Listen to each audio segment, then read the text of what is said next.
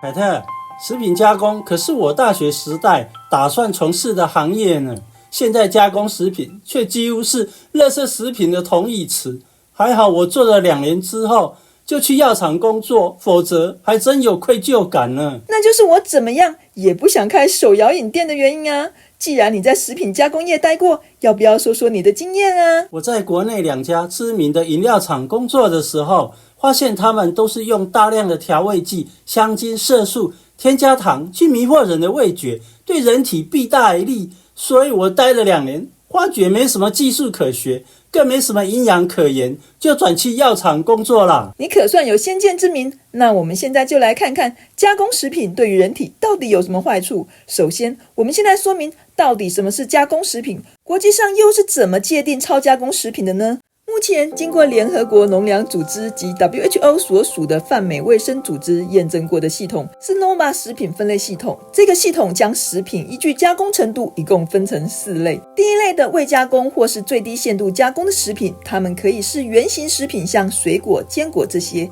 也可以是经过煮熟或烘烤，像白煮蛋、烤鸡这些，也可以是经过压制的燕麦片或者是现榨果汁。它们通常会添加第2类的加工烹调原料，成为我们一般家庭或是餐厅料理。而第2类的加工烹调原料，就像植物油、奶油、糖跟盐这些，是透过压榨、精炼、研磨跟干燥等等的过程，从第1类食品或自然界中提取的物质。而第3类就是加工食品，像罐头蔬果、罐头鱼类、肉类、葡萄酒、起司、新鲜面包、番茄酱、酱油这些，基本上是透过添加盐、油、糖跟第1类食物制成。大多数加工食品含有2-3种以上的成分，加工的目的是为了提高第1类食品的耐久性，或改变及增加食物的风味。而我们要讲的第4类食品就是超加工食品，也就是我们今天重点中的重点哦。这个我比较清楚，我来讲，像我以前在饮料工厂做的软性饮料，这些就是什么碳酸饮料啊、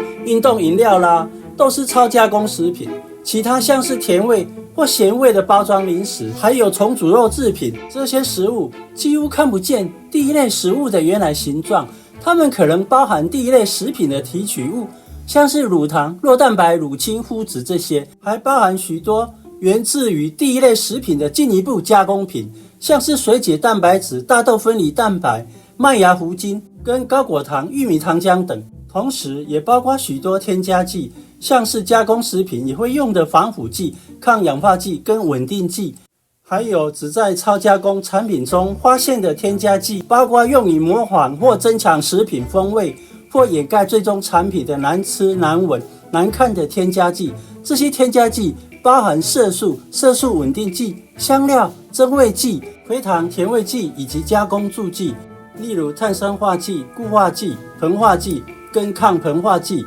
消泡剂、抗结块剂跟上光剂、乳化剂、螯合剂跟保湿剂等等。同时，超加工食品会使用多种工业序列来组合多种成分，并创建最终产品。这些工业程序包含氢化、水解、挤压成型、油炸、预处理等多项制成，因此称为超加工。所以超加工食品通常利用品牌化销售，以方便美味来吸引消费者，目的是要创造最高的利润，而并不是提供营养。像我以前待的饮料厂，对每一种成分成本都斤斤计较，从来不会考虑到营养这回事。是哦，这添加剂还真多呢。我还记得我们以前念书的时候，有一门课就叫做食品添加物，里面简直是化学制品大集合，枯燥的不得了。最痛苦的是还要背那些添加物的化学名称，冗长又难记，考完就忘光了。现在每次看到这些加工食品上的标签，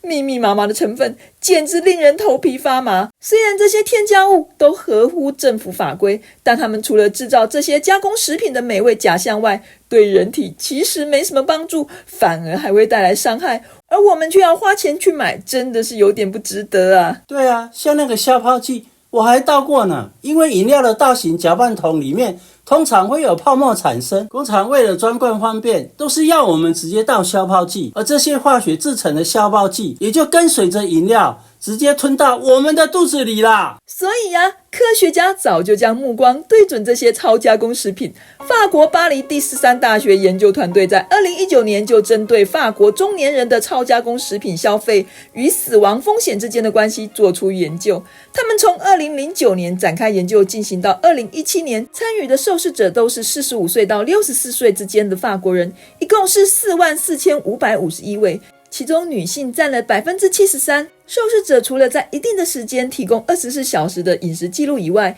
也提供相关的健康数据。在研究期间，共不幸有602位自然死亡，排除掉其他因素影响，例如抽烟这些有害健康的生活行为。研究人员发现，如果受试者比其他人多吃 10% 的超加工食品，死亡率就会提高 14% 左右。最后，研究人员指出，饮食中超加工食品比例的增加与总体死亡率较高风险有关。其他前瞻性研究也观察到，超加工食品的摄取与血脂异常、较高发生率以及肥胖、高血压跟癌症较高风险都有关系呢。这个研究规模还真不小。对啊，这类的研究很多，而今年2月份，由美国、澳洲、法国、爱尔兰等多个研究单位联手的研究团队，就针对超加工食品与不健康后果关联的研究及汇诊分析做出整体审查。他们一共纳入了14项汇诊分析研究，还有45项不同的总结分析，涵盖了9888373位受试者。结果，他们就发现，已有明确的证据表示，吃更多的超加工食品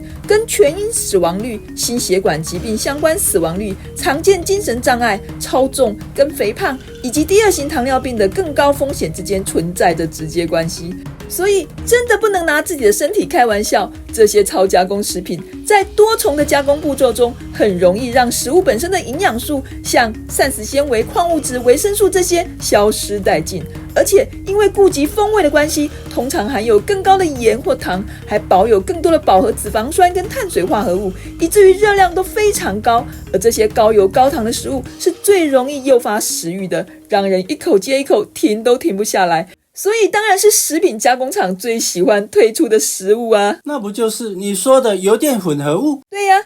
，2018年德国、瑞士跟美国多个研究单位联手的研究团队，针对油电混合物对食物奖励系统的加成效应做出研究。结果发现，与单独的脂肪或碳水化合物的食物相比，脂肪跟碳水化合物相互作用可以增强奖励，因为大脑对油电混合物的同等热量食物反应更大，支付钞票的意愿也就更强。所以我们愿意为这些看起来没有营养的超加工食品买单，不是没有原因，因为它们不是也能活化大脑奖励区域的含糖饮料，就是更能触发奖励机制的油电混合物，当然就能够魅惑人心，为食品厂赚进大把大把的钞票。更何况厂商还会使出浑身解数，添加各种添加物，让食物色香味俱全，来挑动大众的味蕾。以马铃薯为例，我自己烤过马铃薯片，马铃薯片刚烤出来的酥脆感，维持不到几分钟就软掉了。那食物的口感跟我们买回来的超加工洋芋片简直是天差地别。